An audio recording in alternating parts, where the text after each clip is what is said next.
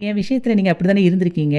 நீங்க வந்து இந்த வீட்லயே நான் இருக்கணுங்கிறதுக்காக என்னெல்லாம் பொய்லாம் சொல்லியிருக்கீங்க, என்னெல்லாம் பண்ணியிருக்கீங்க. அப்படி இருக்கும்போது, என்ன வேணும்னு சொல்லி சொன்னா, நீங்க எங்க அப்பா கிட்ட குடுக்காமயா வந்து இருப்பீங்க? கண்டிப்பா எங்க அப்பாட்ட ஏதாவது எல்லாத்தையும் குடுத்து தான் என்ன கூட்டிட்டு வந்திருப்பீங்க அப்படின்னு சொல்லி அவ சொல்லிட்டு இருப்பா.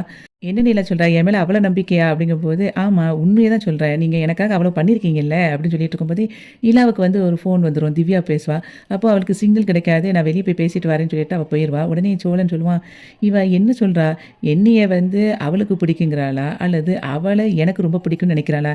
என்னமோ ஒண்ணு. ஆனா என்னைய வந்து நல்ல ஒரு அபிப்பிராயத்துல யோசிச்சு வச்சிருக்கா.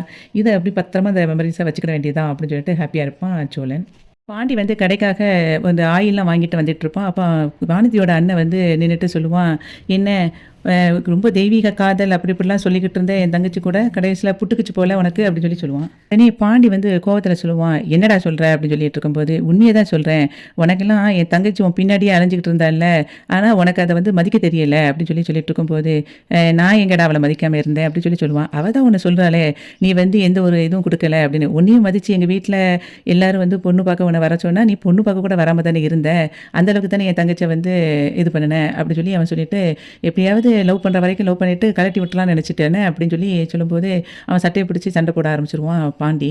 உடனே அதுக்கு அவன் சொல்லுவான், "இங்க பாரு, என் தங்கச்சி இப்ப தான் ஒரு புத்தியோட முடிவெடுத்திருக்கா. அவ வந்து வேற மாப்பிள பார்க்க சொல்லிட்டா. உன்னையெல்லாம் வேண்டான்னு சொல்லிட்டா. அது உனக்கு தெரியுமா?" அப்படி சொல்லும்போது, "வானதி அப்படிலாம் சொல்லியிருக்க மாட்டா" அப்படின்னு சொல்லி சொல்லுவான் அவன். ஓ! அவ சொல்லலேன்னு சொல்லிட்டு நீ நினைக்கிறியா? அவ வந்து கண்டிப்பா கல்யாணம் முடிக்கிறேன்னு சொல்லிட்டா. நல்ல மாப்பிள்ளையா பாருங்க சொல்லிட்டா. என் அன்பு தங்கச்சிக்கு அவளுக்கு இப்ப நல்ல ஒரு மாப்பிள்ளைய நான் பார்ப்பேன். அவ கல்யாணம் கட்டிட்டு மாலையும் கழுத்துமா இப்படி இப்படி தான் போவா. அப்ப பார்த்துட்டு நம்பிக்கோ அப்படி சொல்லி அவன் சொல்லுவான். அதுக்கப்புறம் அவன் வந்து பயங்கரமா அவங்க அண்ணன்கிட்ட சண்டை போடுவான் பாண்டி. அதுக்கப்புறம் கடையில இது வேலை பார்த்துட்டு இருக்கும்போது வானதி அங்கேருந்து வருவா. வந்துட்டு எதுக்கு இப்ப எங்க அண்ணன்கிட்ட சண்டை போட்ட நீ? அப்படின்னு சொல்லி அவ கேட்பா. அதுக்கு வா வானதி உட்காரு. நீ ஏன் ஃபோன் பண்ணாலும் எடுக்கவே இல்ல. எல்லாத்தையும் பிளாக் பண்ணி வேற வச்சிருக்க அப்படின்னு சொல்லும்போதே கோவமா சொல்லுவா வானதி, "இங்க பாரு, நான் கேட்டதுக்கு பதில் சொல்லு. எங்க அண்ணன்கிட்ட எதுக்கு சண்டை போட்ட?" அப்படின்னு சொல்லி கேட்பா. அதுக்கு அவன் சொல்லுவான், "இங்க பாரு, உங்க அண்ணன் என்ன செஞ்சான்னா, தேவையில்லாத விஷயத்தலாம் பேசிக்கிட்டு இருக்கான்" அப்படின்னு சொல்லி சொல்லுவான். "என்ன தேவையில்லாம பேசினான்? நீ கல்யாணம் முடிக்க போறேன்னு சொல்லி சொன்னா." "உண்மைதான். நான் வந்து கல்யாணம் தான் முடிக்க போறேன்னு சொல்லி சொன்னேன் எங்க அண்ணன்கிட்ட.